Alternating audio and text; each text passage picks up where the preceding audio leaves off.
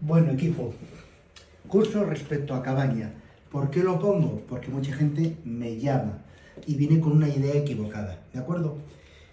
Esto es súper importante. Si yo pongo cabaña, es esto lo que es, ¿de acuerdo? Porque si fuese casa habitación, yo lo pondría. Entonces, cuando hay un anuncio nuestro, revisar bien el texto, porque ahí ponemos toda la normativa. Y cuando cogemos una propiedad, ya desgranamos lo que se puede y lo que no se puede hacer. Pero ante todo, cabaña. Hay que ver la traducción un poco incluso inglesa, cabine o cottage, ¿de acuerdo? Una cabina, si vamos a francés también cabine, y si no vamos a la zona alemana, hut, es decir, choza.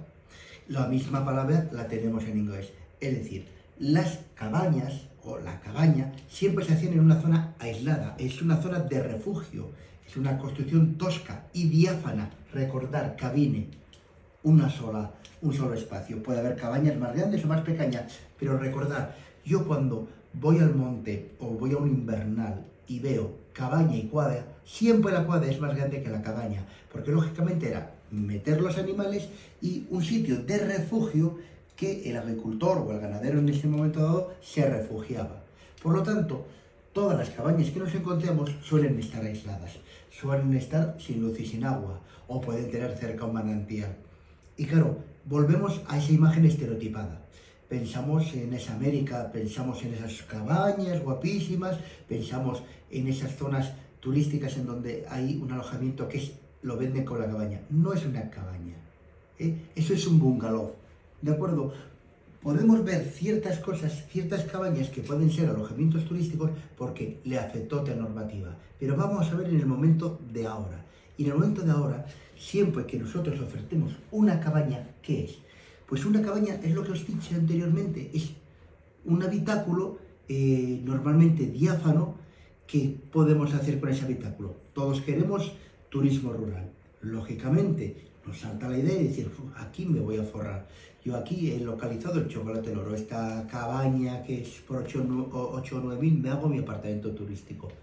No, porque normalmente, daros cuenta que vamos a la esencia. Como es una cabaña, la casa del agricultor estaría en otra zona y por movimiento del ganado, pues lo llevaban al monte y en el monte tenían una cuadra y al lado de esa cuadra, para vigilar el ganado, hacían una cabina, un hut, un cottage, que es lo que es la cabaña. ¿De acuerdo? Por lo tanto, tenemos que darnos cuenta que es una construcción en donde para uso privado podemos vivir circunstancialmente. Esto lo saco de un equipo técnico de un ayuntamiento del Oriente Asturiano, porque yo estaba constantemente instigando, ¿no? Porque me decían, no. Y yo les decía, pues entonces defíneme qué es cabaña, porque yo, siendo pulcro, voy al registro de la propiedad y yo tengo muchas veces en el registro de la propiedad finca con cuadra, finca con cabaña, porque viene de 1910, 1920, 1940, está escriturado. Entonces es un lugar donde se puede vivir circunstancialmente. ¿Utilizarlo para turismo rural? No.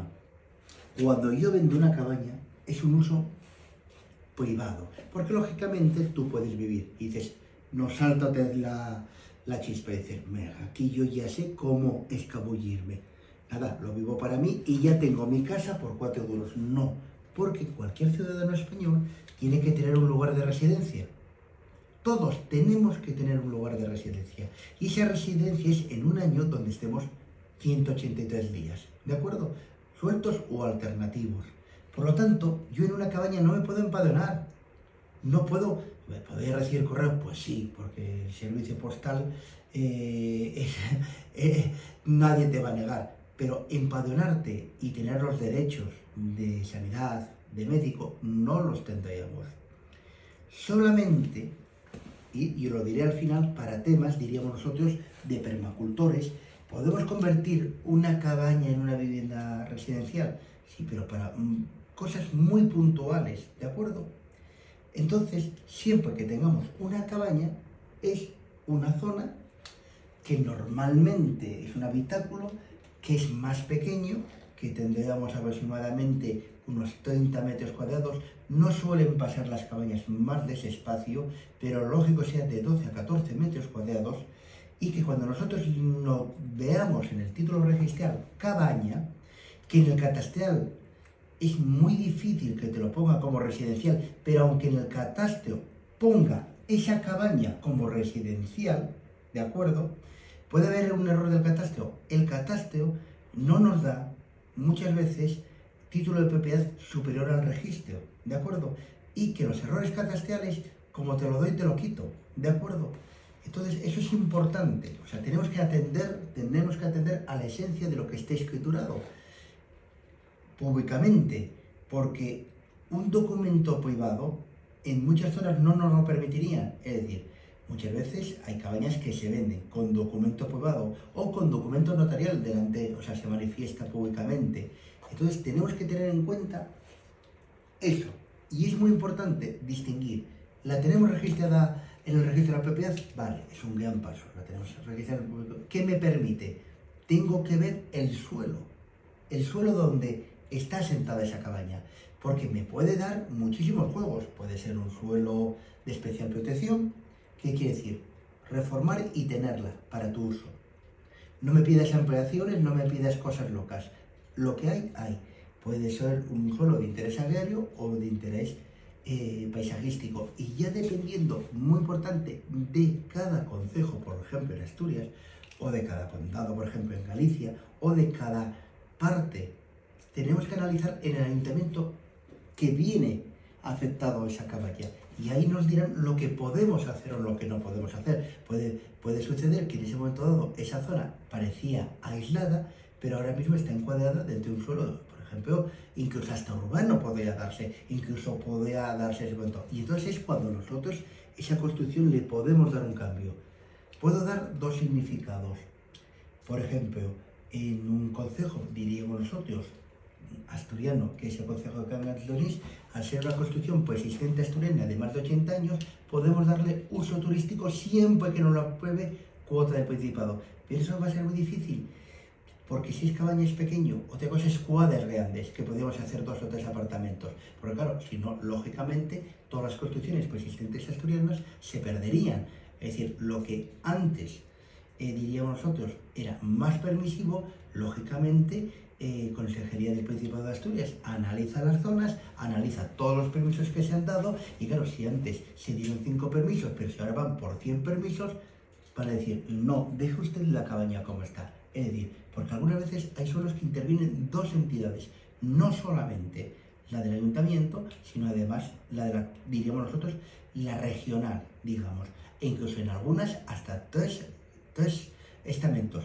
Puede ser que es una finca que esté dentro de un parque, tendría que aplicar las normativas del parque, las normativas de la consejería y las normativas del ayuntamiento. Por lo tanto, siempre que nosotros pongamos cabaña, explicamos lo que se puede hacer.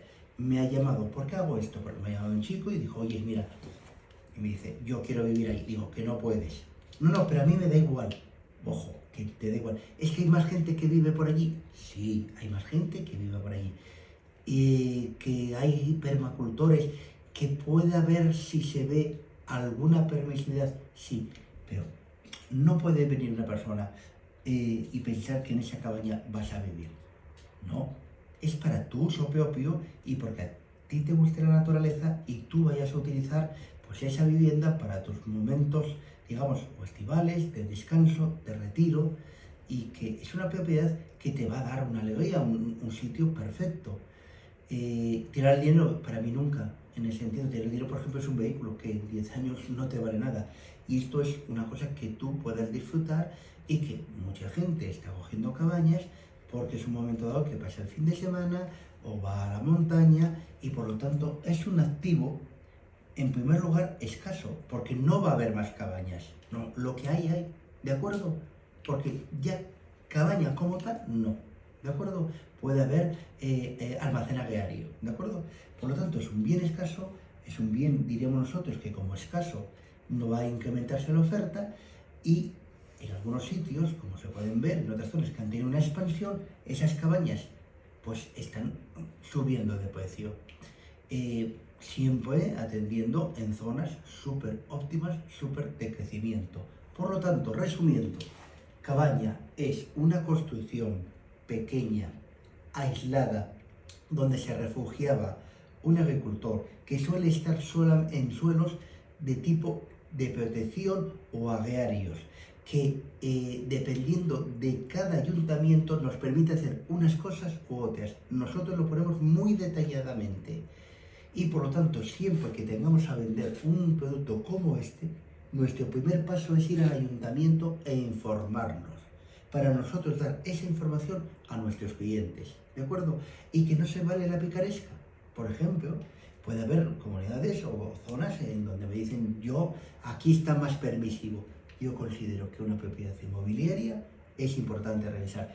Más, hablando de registro, pero si tuviéramos, imagínate, un documento notarial nuevo, no tiene tanta validez. A lo mejor hemos tenido un documento notarial pasado que hemos pagado impuestos y nos podemos encontrar que la cabaña existe, lógicamente, y cuando nosotros queramos meter o adecuar al registro, el registro esté bloqueado porque en esas zonas no permiten nuevas inscripciones. Por ejemplo, tenemos un documento notarial, hemos comprado una cabaña hoy, bueno, lo han comprado nuestros antepasados y ahora queremos ir al registro. Y el registro tiene un cierre registral en el sentido de que ya no permite nuevos títulos de propiedad, como pueden permitir en otros sitios. ¿Por qué? Porque está cerrado, porque es un parque natural.